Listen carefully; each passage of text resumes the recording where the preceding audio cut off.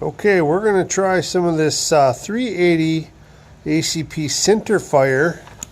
This is that self-defense hollow point lead-free reduced ricochet rounds. I believe it's kind of like a round where it disintegrates, where the core just travels through, but it's kind of like a civil defense type round, I think is what it's supposed to do. So I'm not sure what we're going to see in my gel, but we're going to go ahead and just put a couple of rounds down and see what we can do. We'll start with the LCP2 and then we'll try the Glock 43. LCP2, Sinter Fire.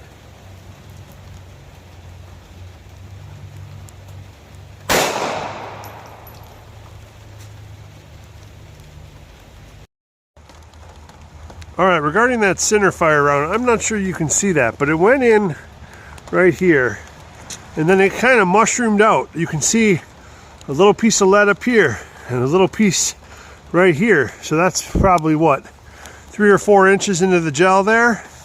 And then the track goes into the second block somewhere, and I will dig that out and try to find how deep in that went. But that's kind of interesting.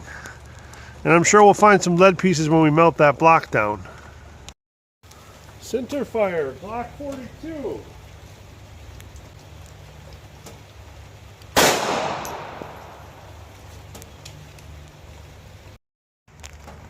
All right, that's the Sinter Fire Glock 42. It hit right up in there.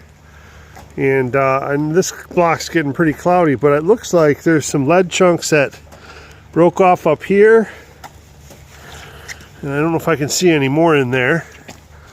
That round did not appear to go into the second block unless it swerved. So we're going to try to, and it might have curved down. I'm not sure at this point. So I'm going to start taking these blocks apart and seeing if I can't find some of these missing rounds. All right, so this was that first block for the Glock 42 Sinter Fire round, and the round was actually sticking out right here, the back. And this is the core of that Sinter Fire that was what we pulled out of there. And then on the table, when I moved the blocks, I found one of the lead pieces that goes with it. So that's the core from the Glock 42, and that's one of the lead pieces that broke off. So again, it looks like it's one of those civil defense type or G2 RIP type rounds, but only about 9 inches of penetration in the gel out of the Glock 42, which is not outstanding. Okay, back from the range. As you saw, we decided to test out some specialty ammo in the 380 caliber. We tried this Sinter Fire special duty ammo. The box says right on there, self-defense hollow point lead-free reduced ricochet round. This is, as you can see there, a 75 grain 380 round. It comes in 20 round boxes.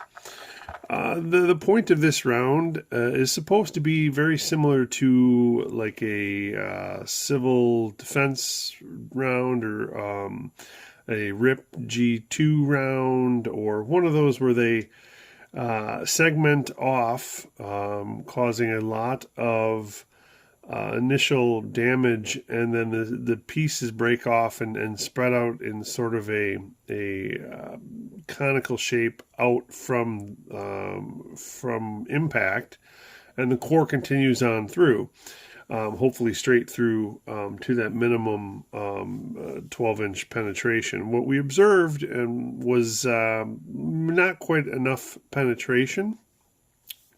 The core from the LCP2, the 2.75-inch LCP2 round, I could not find the core. It did appear to exit through the first block, which was about 9 to 9.5 inches, and then I think it ricocheted off the second and was just lost on the range. Out of the Glock 42, which is a 3.25-inch barrel, I did find the core right at the edge of the first 9-inch block.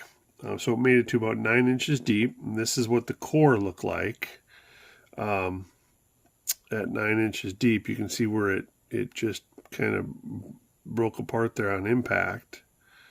Here's what the original cartridge looks like. Again, it's a brass case cartridge. It is standard pressure. And it does have a hollow point cavity there. It looks like a very shallow and narrow hollow point cavity, but really this is mostly hollow. I don't know exactly which pieces here were from which round, because most of them were recovered during my dig out of the block to find the other remaining hollow points. So they may not be from the same round here, but this is what the pieces look like that were recovered. So I guess the question is, is there a place for specialty ammo like this? In larger calibers where the penetration and the expansion are very consistent and not in question, 9mm 40 cal, 45, 357 mag, these rounds, you can get both through short barrels. You can get expansion and sufficient 12 to 18 inches of penetration to impact vital organs if that's what is necessary, without fail. Now, with the 380s, there's not a lot of hollow points that, one, expand and give you that consistent expansion, and two, will penetrate to that 12 to 18 inch depth, especially through heavy clothing or through denim, etc. And maybe that's not needed. I'm not sure. The impact on this and the energy transfer from this round and that initial expansion where these petals are breaking off inside, I don't know if that hurts more. I don't know if that causes more shock or would somehow impact a threat more so than just an FMJ would. I don't really know. I don't have that personal experience to rely on to answer that question. I can say it's fairly impressive. These little pieces got to probably 3 or 4 inches on average into the gel, and they did spread out, like I said, like an inverted cone type of thing. And maybe that creates more damage or more pain to prevent or to stop a threat. But as far as the actual penetration of the core and the size of the core, again, this is not a very large bullet to begin with. It's only 75 grains. The core, and we're talking 42 grains for the core, and then these little chunks, again, I'm not exactly sure. It looked to be about 4 or 5 chunks would break off. So there's about 70, and then some of it got really fine. There's really fine, like almost dust-sized particles. So, maybe that's enough to stop a threat. It certainly is a unique cartridge. It's not something where you're going to have collateral damage. So if you did have to worry about innocent bystanders, this is something where I don't think that you really have to worry about that. But is it something that I'm going to load in the 380s? Probably not. I think there's better hollow point options. I think I've shown in some of my prior videos that some of those standard hollow points are a little better. I know the V crowns did well. The gold dots did pretty well. And then the critical duties, or the Hornady critical duties, I think are the best rounds that I've tested so far. And you can go back and watch that video if you haven't seen that one. And that's probably what I'm going to load, assuming they all cycle well. Again, is there a place for specialty rounds like this? Maybe. I just don't know if these are any better than loading those hollow points. So take it for what it is. Hope you enjoyed the video, and stay tuned. I've got some more interesting and maybe even better 380 ammo on order that I've got coming.